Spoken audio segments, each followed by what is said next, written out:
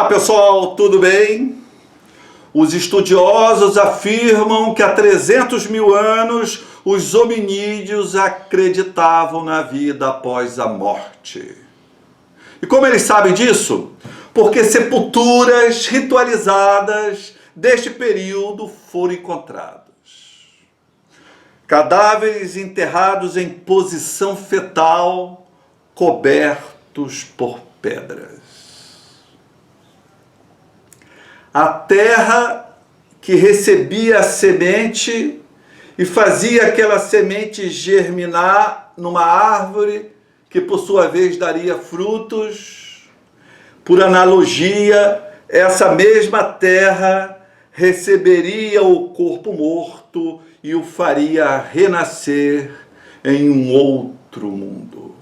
A terra como um grande útero geradora da vida, recebe o corpo morto e faz esse corpo morto renascer em um outro mundo.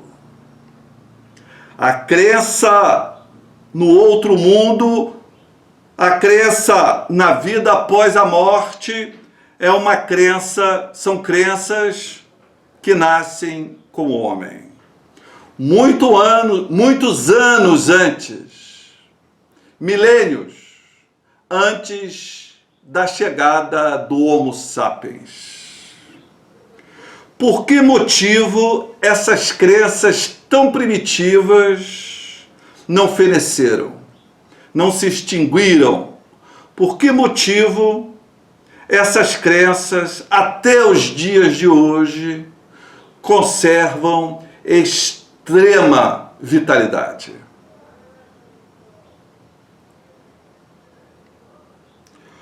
Um pai acabou de perder a mulher e seu filho, o filho único de 10 anos, após uma estadia de 20 dias na UTI.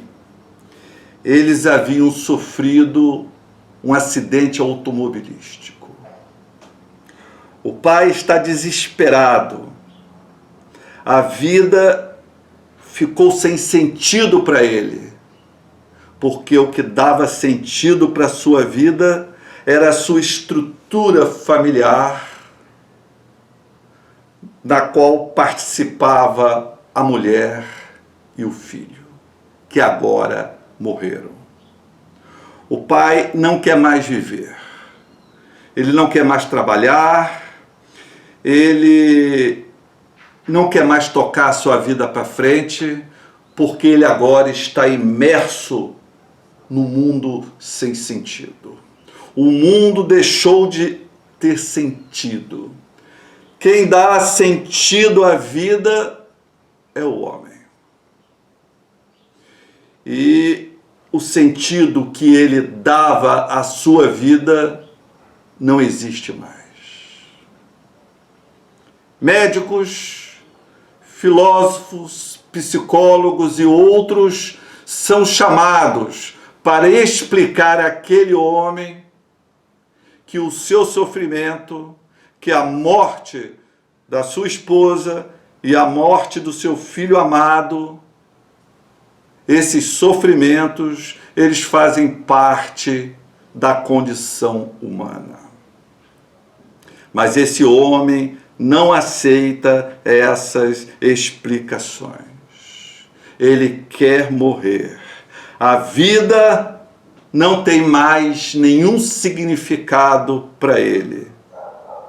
Ele está desesperado, ele está imerso no mundo caótico, no mundo sem nenhuma esperança.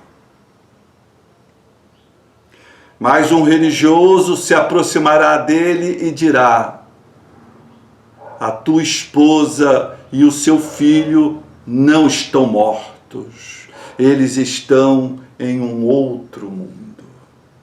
E lá eles estão mais felizes do que aqui estavam.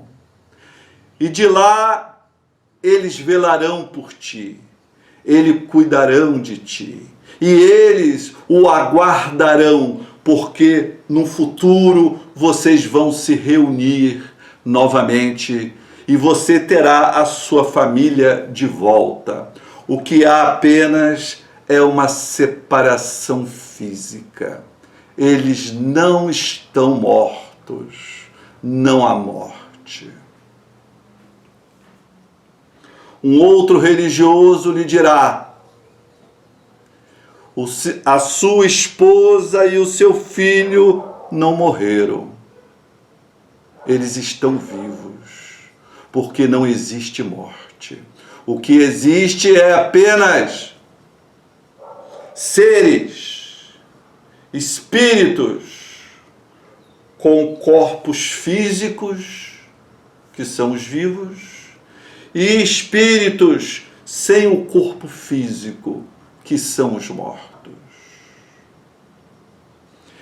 Eles agora estão sem o corpo físico, eles não estão mortos, eles estão sem o corpo físico, porque isso ocorreu para atender antigas dívidas kármicas.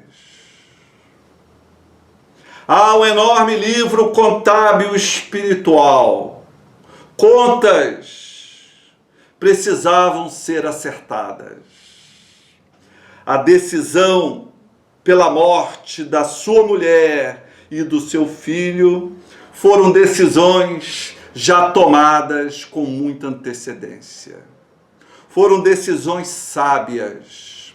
Foram decisões que já estavam previstas, porque eram decisões que iriam acertar antigas dívidas sionistas, dívidas suas e dívidas deles.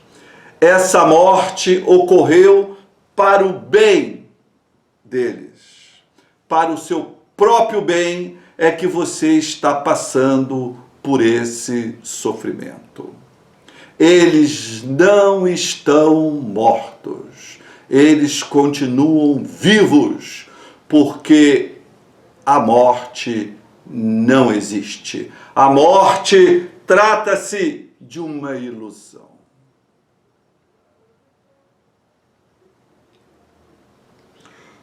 O ser humano, quando se defronta com as catástrofes da condição humana, ele tenta de todo modo transformar aquela realidade hostil. Ele tenta resolver aquela situação dolorosa. E quando ele não consegue, ele inventa uma outra realidade alimentada pela fantasia, pelo desejo, pelo imaginário. A religião se mantém viva durante milênios. Se ela fosse apenas uma mentira, uma simples mentira, um engodo, uma fantasia tola, ela não teria durado tanto tempo assim. Se ela não tivesse trazido benefícios ao sujeito, já teria sido descartada. Quando o sujeito, diante de uma situação dessa que eu narrei, se apega e se cria o outro mundo, se apega aos deuses e dá uma explicação para o seu sofrimento, isso vai fazer com que o indivíduo permaneça vivo. Que o indivíduo não queira morrer. Que o indivíduo queira continuar a ir em frente, a trabalhar, a produzir. Esse homem, dentro de pouco tempo, ele retornará ao trabalho, ele conhecerá uma outra mulher, se casará e terá outros filhos. A religião o manteve vivo. Se a religião manteve esse homem vivo, ela mantém a espécie humana viva. Se a religião fosse maléfica à espécie, a espécie já teria descartado. Se ela não descartou, é porque é benéfica. A religião encontra-se ancorada nas leis de Darwin e tem beneficiado o homem no processo de seleção natural. E será por esse motivo que ela se mantém com tanta vitalidade há mais de 300 mil anos. E essas constatações não são de um religioso, de um crente, mas de um ateu. Até o próximo vídeo, pessoal. Tchau!